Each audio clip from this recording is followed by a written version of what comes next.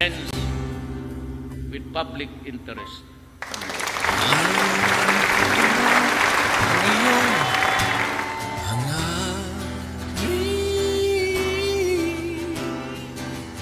Merong malagim na balakid na ika'y patalsikin.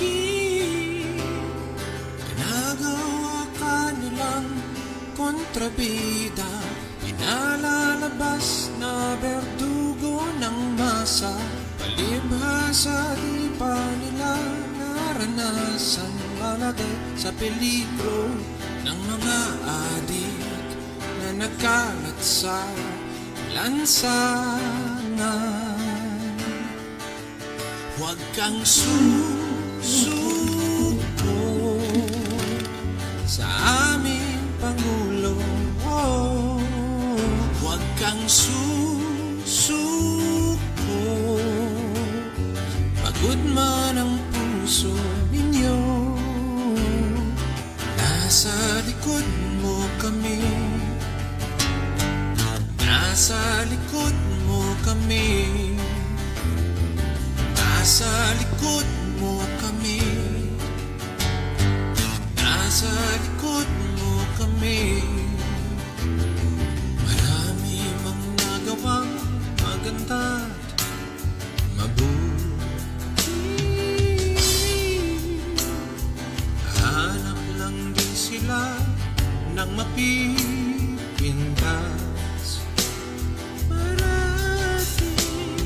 Ginagawa ka nilang kontrabida, pinalalabas na berdugo ng masa. Palibhasa di pa nila naranasan malagay sa Talagang peligro ng sinasagad ko ang sarili ko. Tapos dito punta ko. It's because I want to be just a worker of God. Huwag kang susuko sa aming Pangulo. Huwag kang susuko, pagod man ang puso ninyo. Nasa likod mo kami, nasa likod mo kami, nasa likod mo kami, nasa likod mo kami. Huwag kang nasa likod mo kami, huwag kang nasa likod mo kami, huwag kang nasa likod mo kami, huwag kang nasa likod mo kami. I will be with you, beside you, sa likod mo. Protektado kayo sa panahon ko. Maraming salamat. Nasa likod mo kami. Yan, masigawang palakpakan. Muli, salubungin natin ang ating mahal na presidente, si Mayor Rodrigo Roa Duterte. Duterte! Duterte! Duterte! Andyan din ang ating mahal na Senador, Senator Bongo.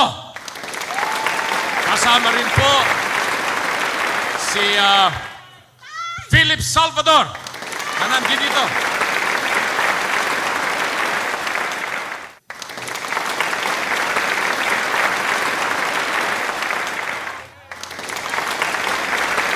Si Senator Bato ay parating pa lamang.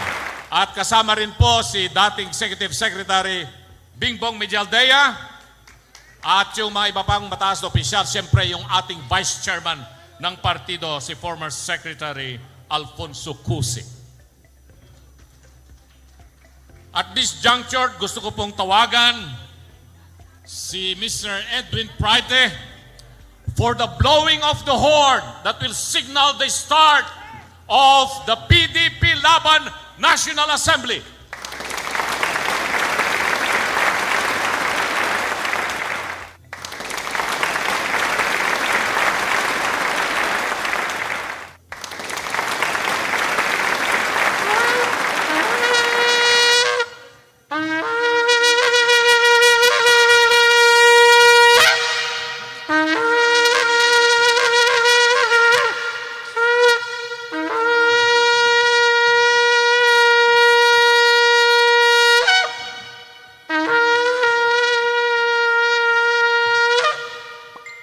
Ayan, palakpakan po natin. That signals the start of our National Assembly. May I ask everyone to please stand up for the invocation and thereafter join in the singing of our national anthem.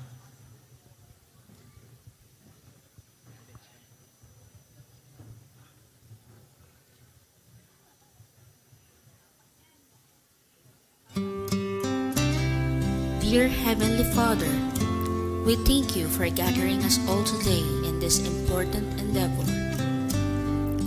We ask that you bestow your guidance and blessing upon each attendee. May we honor one another by keeping an open mind. May we voice our truth and listen with an open heart.